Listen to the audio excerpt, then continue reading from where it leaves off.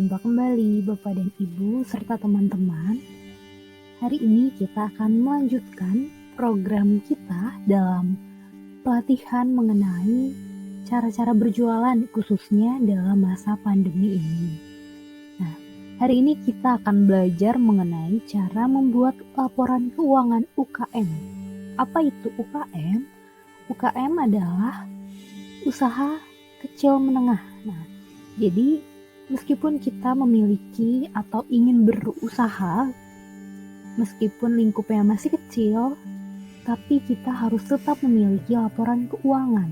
Nah, hari ini kita akan membahas beberapa pokok pembahasan, yaitu diantaranya, yang pertama, pengertian laporan keuangan, yang kedua, manfaat dan fungsi laporan keuangan, dan yang ketiga, jenis-jenis laporan keuangan. Pembahasan yang pertama, pengertian laporan keuangan. Nah, di sini saya mengutip dua pengertian menurut beberapa ahli, yaitu yang pertama, laporan keuangan adalah laporan yang dipersiapkan untuk pengguna laporan akuntansi setelah transaksi dicatat dan diringkas. Dan pengertian lainnya, laporan keuangan adalah salah satu sarana utama untuk perusahaan mengkomunikasikan informasi keuangan kepada orang-orang di luar perusahaan. Laporan ini memberikan sejarah perusahaan yang diukur dalam bentuk uang.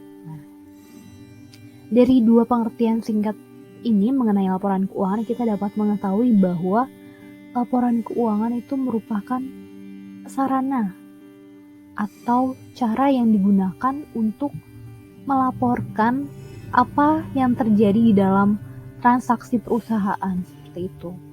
Di sini lingkupnya kita tidak harus menggambarkan perusahaan yang besar, tetapi kita dapat membayangkan usaha yang sedang kita jalani, seperti itu. Selanjutnya, ada manfaat dan fungsi laporan keuangan. Setelah kita mengetahui pengertian dari laporan keuangan, kita juga perlu mengetahui apa sih manfaat dari laporan keuangan ini dan fungsinya untuk apa. Manfaat laporan keuangan yang pertama, untuk mengetahui gambaran kondisi UKM terkini. Yang kedua, memberikan informasi mengenai laporan keuangan UKM. Dan yang ketiga itu dijadikan sebagai salah satu syarat dalam mengajukan pinjaman atau investor hingga laporan pada pemerintah. Dan yang terakhir dijadikan sebagai landasan untuk mengambil kebijakan UKM. Nah, dari situ kita dapat melihat manfaat dari laporan keuangan. Dan fungsi laporan keuangan yaitu untuk ada beberapa fungsi ya. Yang pertama itu historis, pencatatan, analisis, instruksi, informatif, dan catatan. Historis itu berfungsi untuk mencatat keuangan berdasarkan urutan waktu dan tanggal transaksi. Nah, fungsi historis keuangan itu berarti di saat kita menulis laporan keuangan itu diurutkan berdasarkan waktu atau berdasarkan tanggal per transaksi. Nah, selanjutnya itu pencatatan, mencatat seluruh transaksi. Nah, fungsi laporan keuangan ini ya untuk mencatat semua yang terjadi, transaksi entah itu jual beli atau simpan pinjam, itu semuanya akan dicatat dalam sebuah laporan. Nah, selanjutnya yaitu analisis, menentukan nama akun, jumlah uang, dan bukti transaksi. Kemudian ada instruksi, itu debit atau kredit, akun sesuai dengan catatan. Nah, kemudian ada informatif, bertujuan untuk menunjukkan pendapatan, biaya modal, pengeluaran, dan lainnya. Pengeluaran operasional, laba kantor, dan laba bersih dari suatu UKM, dari suatu usaha kecil menengah. Dan catatannya itu penjelasan atas rincian, yaitu penjelasan atas laporan keuangannya, laporan keuangan yang telah kita buat secara rinci per tanggal atau per transaksi seperti itu. Selanjutnya yaitu ada jenis-jenis laporan keuangan. Nah, di sini saya mengambil 5 jenis saja dari laporan keuangan yang ada. Yang pertama yaitu neraca, yang kedua itu adalah laba rugi, laporan laba rugi, yang ketiga adalah laporan perubahan ekuitas, yang keempat ada laporan arus kas, dan yang terakhir itu ada catatan atas laporan keuangan. Saya akan menunjukkan nanti contoh-contohnya dan pengertian-pengertiannya dari 5 jenis laporan ini. Yang pertama yaitu neraca. Pengertian neraca adalah salah satu bagian dari laporan keuangan suatu entitas bisnis atau perusahaan yang di dalamnya terdapat informasi mengenai aktiva, kewajiban, serta ekuitas pemegang saham pada akhir periode akuntansi perusahaan tersebut. Nah, di sini contoh dari neraca. Mungkin di gambaran atau di pemikiran Bapak dan Ibu dan serta teman-teman, neraca ini mungkin timbangan gitu ya. Tapi ternyata tidak. Nah, neraca ini salah satu jenis laporan keuangan yang bentuknya seperti ini. Nah, kita dapat melihat di mana jumlah aktiva dan jumlah kewajibannya itu nanti harus seimbang. Artinya tidak ada keuangan yang tidak jelas perginya kemana, seperti itu. Jadi antara pemasukan dan pengeluaran itu nanti akan seimbang dan sebanding. Selanjutnya ada laporan laba rugi. Laporan laba rugi untuk perusahaan dalam bahasa Inggris disebut dengan income statement.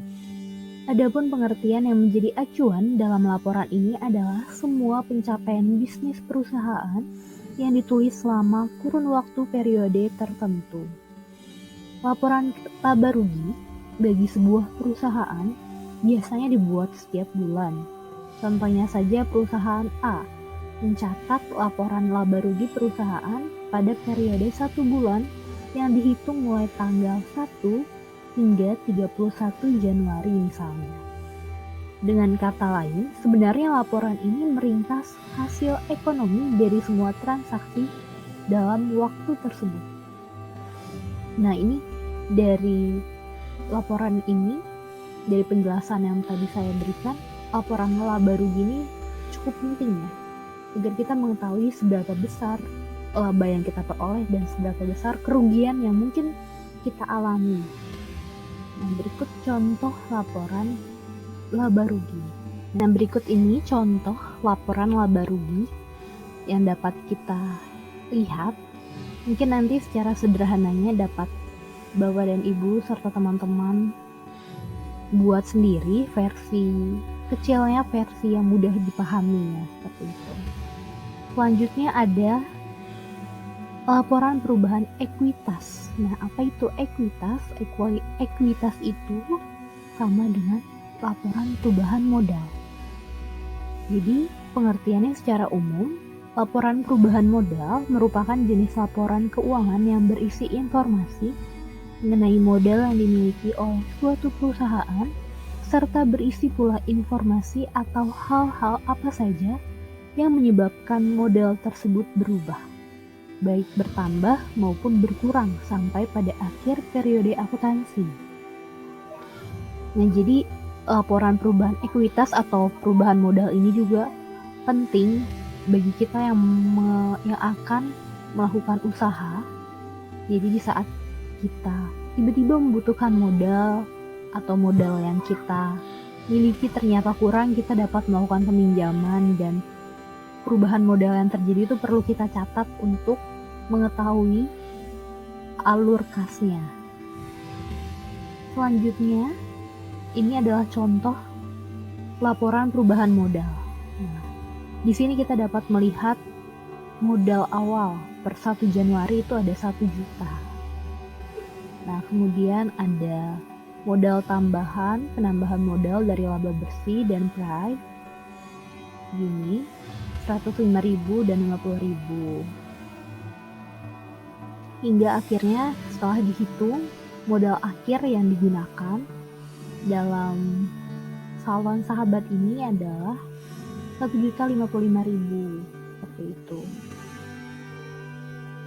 Kemudian ada laporan arus kas. Laporan arus kas adalah laporan keuangan suatu entitas bisnis yang dipakai untuk menunjukkan aliran masuk dan keluar kas perusahaan pada periode akuntansi. Nah, berikut adalah contoh laporan arus kas. Nah, dapat kita lihat ya di sini. Selanjutnya yaitu ada catatan laporan keuangan. Catatan atas laporan keuangan adalah catatan tambahan dan informasi yang ditambahkan ke akhir laporan keuangan untuk memberikan tambahan informasi kepada pembaca dengan informasi yang lebih lanjut. Catatan atas laporan keuangan membantu menjelaskan perhitungan item tertentu dalam laporan keuangan serta memberikan penilaian yang lebih komprehensif dari kondisi perusahaan, dari kondisi keuangan perusahaan. Ini adalah contoh catatan laporan keuangan ya. Jadi di catatan laporan keuangan ini lebih merinci, lebih detail, dan kita dapat menuliskan kata-kata yang mungkin dapat menjadi penjelas bagi orang-orang yang akan membacanya. Seperti itu. Ya.